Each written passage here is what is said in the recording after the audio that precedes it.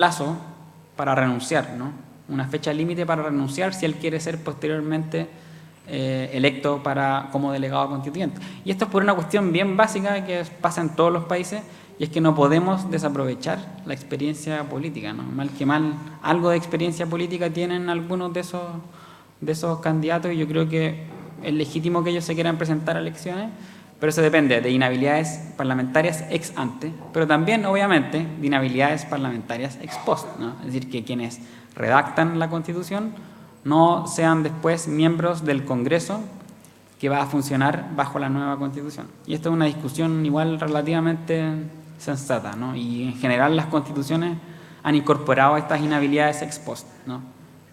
Entonces yo creo que podríamos hacer una inhabilidades ex ante y ex post, pero negar, ¿no?, el rol que pueden tener los partidos políticos o los dirigentes políticos es absurdo, ¿no? Yo creo que no hay que despreciar la política, ¿no? Mal que mal lo que queremos es revalorizar la política, ¿no? Lo que tenemos que encontrar es formas en que se revalorice la política.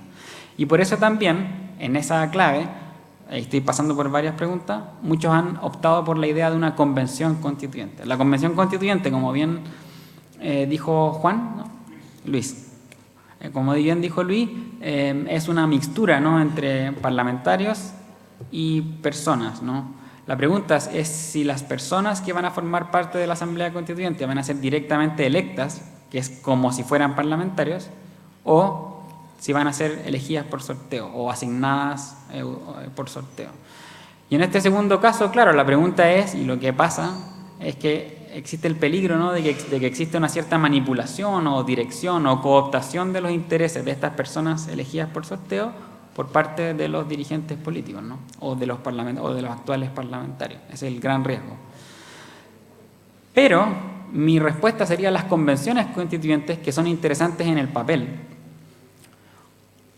son muy relevantes para la reforma de constituciones vigentes que gozan de un cierto nivel mínimo de legitimidad. Por ejemplo, la Convención Constituyente Irlandesa, después de su primera experiencia exitosa, se incorporó como el mecanismo principal de reforma de la Constitución.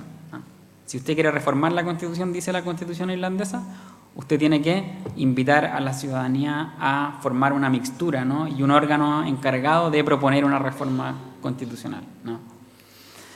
¿Cuál es el gran pero, ¿no?, que yo veo? Es que las convenciones constituyentes exitosas se han dado en casos de microfinanza, en casos de cuestiones sectoriales.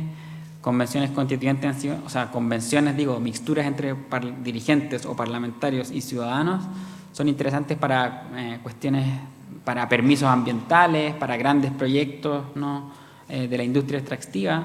Pero los casos que se han dado de convenciones constituyentes exitosas, que yo conozco al menos, son en democracias que tienen niveles de legitimidad muchísimo más altos, ¿no?, en que la gente tiene por lo menos un 50% o más de confianza en sus instituciones. Algo que sistemáticamente las encuestas vienen mostrando que Chile no tiene, ¿no? Y si lo que queremos es relanzar eso, yo no sé si la convención sea la mejor manera. Yo creo que la pregunta que tenemos que respondernos es cuál sería el rol de los parlamentarios en la Asamblea Constituyente, y yo creo que hacer una buena ley de bases que asegure un diálogo plural, que asegure una buena sobremesa, y además quizás darles la oportunidad de ser parte de la Asamblea Constituyente con inhabilidades parlamentarias ex ante, es decir, que puedan renunciar con un cierto plazo de anterioridad para ser elegido miembro. Duración, bueno, no más de un año, para que no se pasen del periodo legislativo, que dura de marzo a marzo, según la ley orgánica del Congreso Nacional, y que obviamente no pase la ley de presupuesto, ¿no?, porque mal que mal la Asamblea Constituyente es cara, ¿no?, requiere una logística no menor, darle sueldo a los delegados constituyentes, trasladarlos, si la vamos a hacer en Valdivia ya es complejo, en el aeropuerto, ya todo eso tiene que darse, pero no más de un año. Yo diría que 6 meses es algo bueno, ¿no? En general todo depende del tamaño del país, ¿no? Eso es lo que existe a nivel comparado, pero no más de un año jamás. ¿Qué pasa con el Congreso? Bueno, el Congreso debería tener vetado discutir proyectos de ley de reforma constitucional, obviamente. Debería tener vetado la operatividad del capítulo 15 de la actual Constitución. Es decir, no podría el Congreso aprobar leyes de reforma constitucional. Y el Congreso sigue funcionando, ¿no? Hay muchos casos exitosos en que las asambleas constituyentes funcionan en paralelo al Congreso, ¿no? Y por eso sería buena idea quizás traerse a los parlamentarios a Valdivia. Sería una muy mala idea, a los delegados constituyentes a Valdivia, ¿no? La peor idea sería llevarlos al Congreso, ¿no? Ahí a venir Argentina, ahí al frente, eso sería como la peor idea, ¿no? Cuando lo que queremos es motivar una discusión de largo plazo, distinta, en donde no están las cuestiones de negociación clásica que uno ve en los votos parlamentarios, ¿no? Eso es sobre la duración y cómo seguimos funcionando. Sobre la Convención Constituyente ya, los cabildos de Michelle Bachelet. Bueno, el gran problema de los cabildos de Bachelet fue que primero no hubo etapa de educación cívica, se gastaron, no sé si 300 millones, hubo un spot en la tele y los siguientes spots se declararon como de interés meramente gubernamental por el Consejo Nacional de Televisión, ya no entiendo cómo. Hubo una canción, hubo spots radiales y hubo una cuestión que se llamó el constitucionario, que fuera como un diccionario de términos constitucionales, pero nadie en su sano juicio puede hacer una campaña de educación cívica para una nueva constitución que cueste menos que una campaña senatorial. Entonces eso de partida estaba destinado a fracasar ese proceso de educación cívica. Segundo, los cabildos de Michelle Bachelet tuvieron una idea, la metodología no era mala, ¿no? Yo diría que no era mala, y salieron cuestiones muy interesantes. Si uno revisa los resultados, sale por ejemplo el tema de la conservación del patrimonio histórico y cultural como una prioridad de la población. Cualquiera diría, no pensé que eso podía ser tan interesante, ¿no? Al menos cuando vemos romperse iglesias, plazas públicas, el Teatro Cervantes rayado, etcétera, ¿no? Pero bueno, pero es interesante, ¿no? Pero los cabildos de Bachelet, el problema que tuvieron fue lo que dije antes, ¿no? Le dieron participación a la gente, pero esa participación no tuvo ninguna incidencia, sobre todo porque el proceso de redacción del proyecto de texto constitucional que dejó presentado Bachelet a 2 semanas de terminar su mandato, se hizo a puertas cerradas, ¿no? Por ejemplo, los cabildos dijeron, queremos un sistema político unicameral. Queremos no Senado, que haya representación territorial, pero en la Cámara de Diputados, ¿okay? Que haya un sistema electoral que garantice representación plural, proporcional y territorial en la Cámara de Diputados. Nadie explica cómo los 4 constitucionalistas que redactaron el proyecto dejaron fuera esa opinión mayoritaria que salió en los cabildos, ¿no?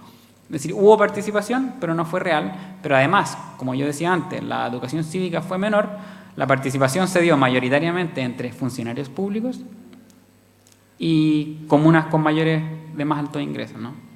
La cantidad de cabildos que se hicieron en Santiago Sur fue radicalmente distinto a la cantidad de cabildos que se hicieron en Vitacura, en Las Condes y en Lo Barnechea, ¿no? Entonces, los cabildos fueron interesantes, fueron románticamente catárticos, pero realmente no tuvieron incidencia. Hay cuestiones súper interesantes, si uno revisa eso, tal como tú dijiste, súper interesante.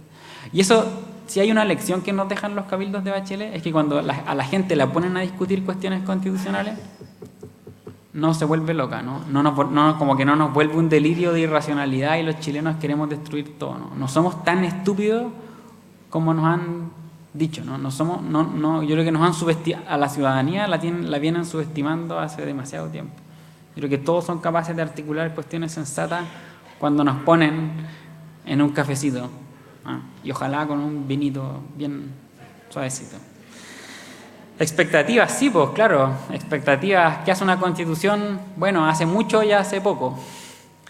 Hace mucho porque la constitución distribuye todos los poderes del Estado. Distribuye quién hace qué, ¿no? Súper relevante, pero además la Constitución hace otra cuestión súper relevante, que nos dice quiénes somos nosotros, ¿no? En el 2019, la Constitución, por ejemplo, plasmar derechos fundamentales, nos dicen quiénes somos, como la identidad política de un pueblo. No se puede reconducir hoy en día a la herencia de la aristocracia vasco-castellana del Valle Central, o como la identidad política del chileno o de la chilenidad. No se puede reconducir a la cohesión social que genera la Iglesia Católica, ¿no? Hoy en día, al menos. A lo que tenemos que reparar, ¿no? O a lo que tenemos que reconducir esa pregunta es a ciertos valores que consideramos comunes, ¿no? para todos por igual, ¿no? Y ahí, por ejemplo, los derechos sociales, ¿no?, en la Constitución tienen un rol fundamental. ¿En qué medida yo me siento un desigual ciudadano o en qué medida yo me siento tratado de manera desigual que el resto cuando la persona que tiene más, por el solo hecho de tener más, puede operarse o tratarse con un especialista de manera mucho más rápida que yo, ¿no? Eso obviamente vulnera mi condición de igualdad, de igual ciudadanía, y yo quisiera ver eso, por ejemplo, en una Constitución, ¿no? ¿Puede haber participación privada en la salud? Puede haber participación privada en la salud, pero nada de eso podría negar un régimen de salud más cercano quizás a un sistema de salud único, ¿no? Yo creo que ese es el tipo de cuestiones que podríamos regular en una Constitución a propósito de los derechos sociales. Y las expectativas de la gente, bueno, hay que... La lucha va a venir después, ¿no?, en cómo el proceso político sea el que canalice esas cuestiones. Yo creo que parte importante va a depender de no entregarle cuestiones relevantes o materias relevantes a quórum supramayoritario o a controles estrictos y obligatorios del Tribunal Constitucional. No. Por ejemplo, si vamos a entregarle la educación de nuevo a los 4/7 de los senadores en ejercicio, bueno, eso va a implicar un problema para el futuro. Entonces, una nueva Constitución pasa necesariamente por modificar estas cuestiones que le han imposibilitado al proceso político la capacidad de hacer frente o de abordar las demandas de transformación social que vienen de hace 20 años, 30 años, dando vueltas en la ciudadanía. Muchas gracias. No más preguntas debido al tiempo.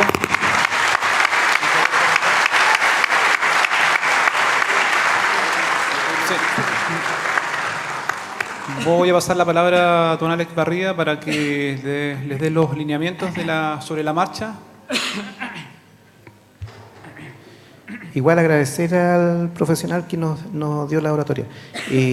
Colegas, entonces ahora nos dirigimos a la entrada de la Universidad de la Alameda. Nos reunimos todos ahí. Finalmente, una vez transcurrida la marcha, quedan liberados en el centro. Obviamente ya sin ninguna actividad más.